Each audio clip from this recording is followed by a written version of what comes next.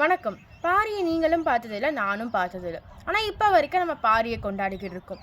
இன்னொரு 1000 வருஷம் கடந்தாலும் அப்பவும் நீங்களும் நானும் இருக்க மாட்டோம். ஆனால் பாரி அப்பவும் இருப்பாங்க. அதுக்கு என்ன காரணம்னா, அவங்க செஞ்ச அறம். அப்போ நம்ம மன்னர் ஆனதுக்கப்புறம் தான் அறம் செய்யணுமா அப்படின்னு கேட்டால் வள்ளுவர் இல்லை அப்படின்னு சொல்கிறாங்க. உன் வயசுக்கும் உன் தகுதிக்கு ஏற்ற மாதிரி நீ அறம் செய் அப்படின்னு சொல்கிறாங்க. இப்போ என் வயசுக்கு என் தகுதிக்கு ஏற்ற மாதிரி நான் ஒரு அறம் செய்யேன். வேலைக்கு போகிறவங்க ஒரு அறம் செய்வாங்க, முதுமையாக இருக்கிறவங்க ஒரு அறம் செய்வாங்க.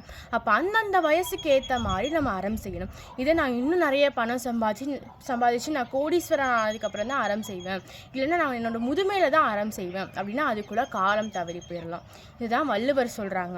அன்றறிவாம் என்னாது அறஞ்செய்க மற்றது மூன்று கால் போன்று துணை அப்படின்னு சொல்கிறாங்க. அதாவது முதுமையில் தான் நான் அறம் செய்வேன் அப்படின்னு நினைக்காம அந்தந்த நேரத்தில் நம்ம அறம் செய்யணும். அந்த அறம் நம்மளை அழியாமல் பாதுகாக்கும் அப்படின்னு சொல்கிறாங்க. இயன்ற வரை அறம் செய்வோம். நன்றி.